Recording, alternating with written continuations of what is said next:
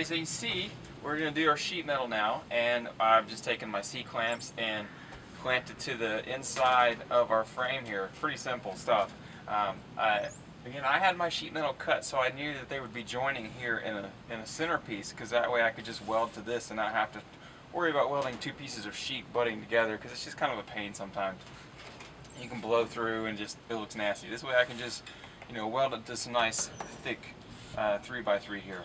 Now the other thing we did is see, we just rested this on top of the lip that the sheet metal from the dumpster has already created.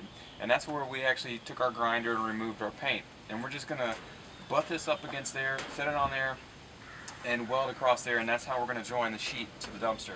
Now for right now, I'm just going to go ahead and tack this at a couple places to keep this in line, and then we're going to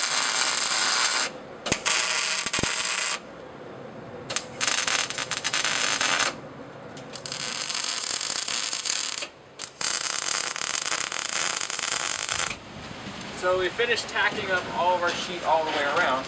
Now the next thing all we need to do is we're going to go ahead and finish the welding. So we're going to do complete beads all along the top here. And the reason we're going to do a complete weld all the way around the top is because people are going to be throwing stuff into this dumpster. And anytime we have anything loose, it's guaranteed that something like concrete or some other big piece of metal is going to catch where we didn't weld and pull that sheet out. It's just going to snag it, guaranteed every time. And then once we've done the inside, then we're going to go on the outside and do some good anchor welds on our frame.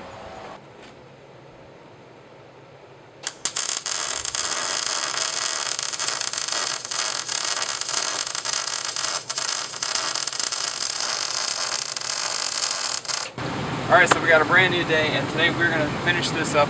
Not too much left to do. All we're going to do is we're going to weld some good anchor welds just kind of on each side of the frame here. And that's just to keep the sheet from wobbling around and give some more support. So we're just going to run some small beads. You can see I've already ran some small beads here, just to anchor to the frame. And then we're going to do our end caps, and we'll be done with this. So that's it. That's about all we need. We're just going to do about maybe like a 2-inch bead, and do all of the corners, and we'll be good to go.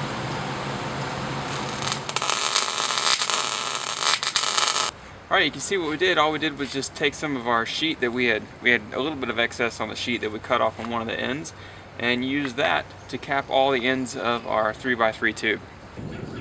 Alright, so that's it. We've got all of our little anchor welds done, and we've welded up all of our post caps. All of the welding is finally done. There's a whole lot of welding on this project, just long welds. I actually ended up going through a spool, almost a full spool of wire, and that's using 3/5 wire.